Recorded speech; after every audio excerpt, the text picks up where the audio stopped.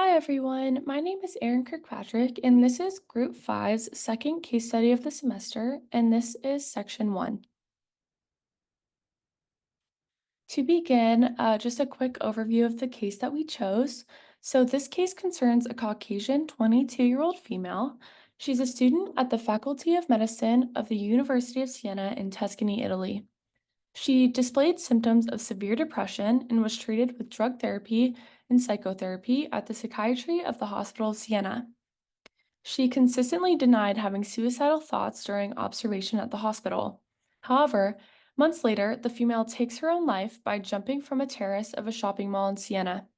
A forensic investigation takes place immediately after the event of her death. So, how was forensic botany involved in this case? In order to create an accurate timeline of the events leading up to the girl's death, investigators tried to discover how she got up to the terrace in the first place. Traces of mosses are removed from the terrace and from the shoes of the victim by medical examiners. The medical examiners also discover the absence of moss on the floor of the terrace. Two species are identified by plant ecologists brought onto the case. By identifying these species on both the terrace and her shoes, law enforcement is able to reconstruct an accurate timeline of events for the case. Moving on to the biology of the organism and processes used in the case.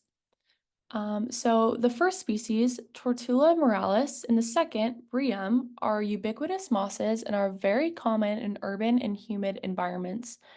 Tortula moralis, otherwise known as wall screw moss, is likely found on concrete, brick walls, soil, rocks, or trees.